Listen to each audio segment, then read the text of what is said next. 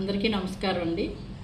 ఇప్పుడు ఈ మధ్యకాలంలో ఎలా ఉన్నాయంటే అండి, తెల్లారేటప్పటికి భక్తి టీవీ ఇంకోటో ఆ ఒక టీవీ అని కాదు, యూట్యూబ్ ఛానల్ వచ్చినాయి. ఖాళీగా ఉన్నప్పుడు చూడటం, ఎక్కడ దీపం పెట్టమన్నారో, ఎక్కడ ఎన్నొత్తులు వేయమన్నారో, ఎక్కడ కొబ్బరికాయ కొట్టమన్నారో, ఎక్కడ అరటిపళ్ళు పెట్టమన్నారో, ఎవరికి తాంబూలం ఇమ్మన్నారో ఈ అలవర్చుకుంటున్నారు. అది చాలా తప్పండి. అది ఎందుకంటే టీవీలో చూసి చేసే పూజ ఏంటండి, మనసులోంచి రావాలి, ఆత్రంగా ఉండాలి. భగవంతుడు అంటే ఆవేదన ఉండాలి. ఆవేదన అంటే ఎందుకంటున్నానంటే, మనసు నిండా భగవంతుడు నిండినప్పుడు మనం ఏదైనా ఒక వస్తువు గురించి ఎలాగ ఆరాటపడి కంగారు పడుతూ ఉంటాం, భగవంతుడి గురించి కూడా అలా కంగారు పడాలి. అలా కంగారు పడినప్పుడు భగవంతుడు మనకు దారి చూపిస్తాడు.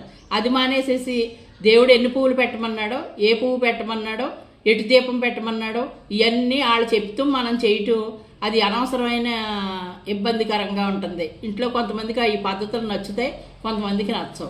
ఆ రోజే చక్కగా ముస్తాబు అవుతారు. తర్వాత